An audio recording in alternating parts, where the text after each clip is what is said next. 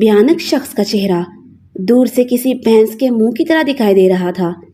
एक अजीब नोयत के साहिल पर पेश आने वाला खौफनाक वाकया, जिस्म पर कपकपी तारी कर देने वाले मनासिर। अजीब साहिल। जिंदगी में कई बार कुछ लम्हात ऐसे आते हैं जो कभी कभार देखने को मिलते हैं और अपने कुछ खुशगवार यादें और कभी कभी कुछ तलखियां भी छोड़ जाते हैं।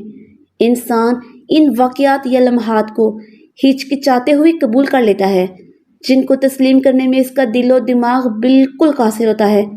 इन जैसे हालात पर मबनी मेरी एक कहानी है। ये कहानी इन तारीक लम्हों और शैतानी कुव्वतों के गिर्द घूमती दिखाई देती है, और ये भी कि जिसे कबूल करने या तस्लीम करने के मुतालिक है, जिसे ना चाहते हुए भी मुझे कबूल करना पड़ा।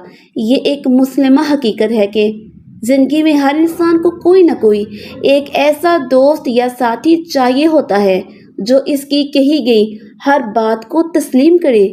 कई बार तो ऐसा देखने में आया है कि इंसान का सबसे करीबी रिश्ता भी इसकी कही गई किसी होनी या अनहोनी बात को मानने से यकसर इनकारी हो जाता है। इसके नतीजे में इंसानी फितरत का बड़ा गहरा ताल्लुक होता है कि फिर वो इंसान इस बात का इतना गहरा असर लेता है कि इसके सोचने समझने की तमाम कुव्वतें सल्ब हो जाती हैं और वो गुस्से से पागलपन की हद तक मुब्तला होकर रह जाता है। इस कहानी का ताना बाना भी कुछ ऐसे ही माफूकुल फितरत वाकयात पर मबनी है, जिसे मौजूदा दौर का हर समझदार आदमी तस्लीम करने या सुनने से साफ इनकारी हो जाएगा। लेकिन ये दुनिया अजायबात आलम है।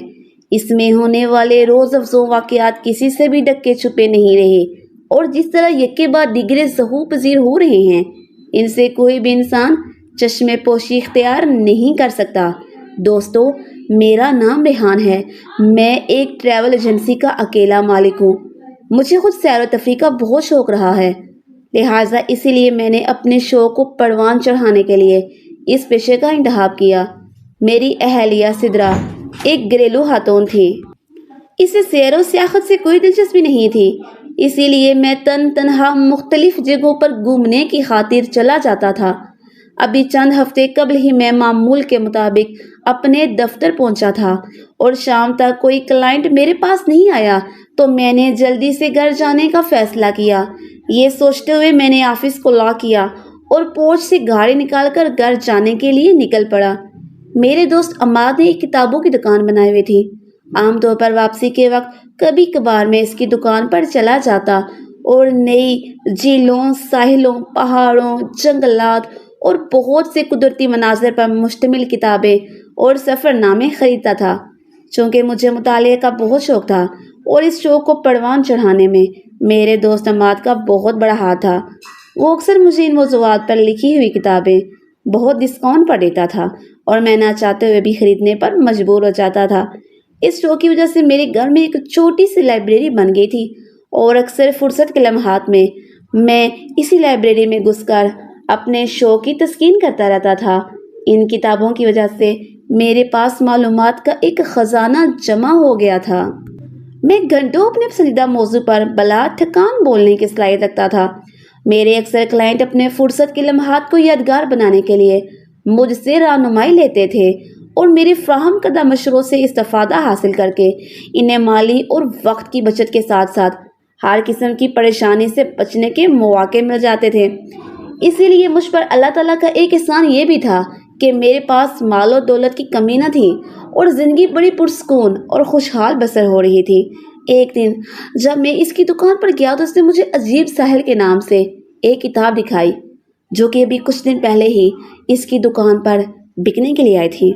वो जानता था कि मुझे सफ़र करना पसंद है, लिहाजा इसने मुझे ये किताब ख़ास तौर पर दिखाई थी।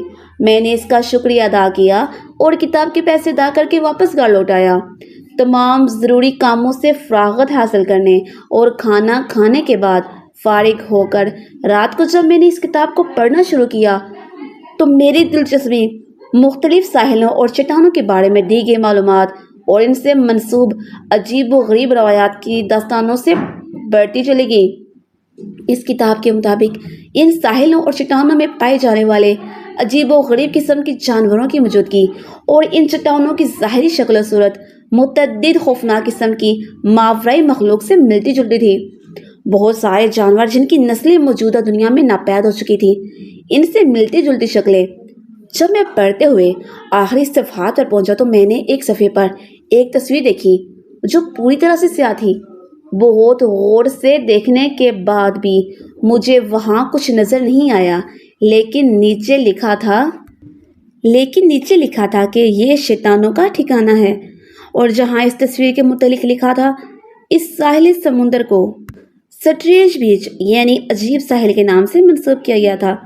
اس کو دیکھ کر اور پڑھنے سے مصنف کی سوچ پر ہنسی آئی، کیونکہ اس جدید دور میں ایسی دقیانوسی تصورات کی کوئی اہمیت نہیں تھی، اور مزید ایسی بے سروپا باتیں لوگوں کو ہنسنے کا موقع فراہم کرتی تھیں۔ لیکن اس کے ساتھ ساتھ میرے دماغ میں ایک عجیب کشمکش چل رہی تھی، کیونکہ میں ایسے عجیب نوعیت کے ساحل کو خود اپنی آنکھوں سے دیکھنا چاہتا تھا۔ اس لیے میں نے دل ہی دل میں وہاں جانے کا مصمم ارادہ کر لیا۔ میں وہاں جا کر اصل حقیقت جاننا چاہتا تھا، تاکہ واپس آ کر لوگوں کو اس بیوقوف مصنف کی بچکانہ سوچ کے متعلق آگاہی دلا سکوں۔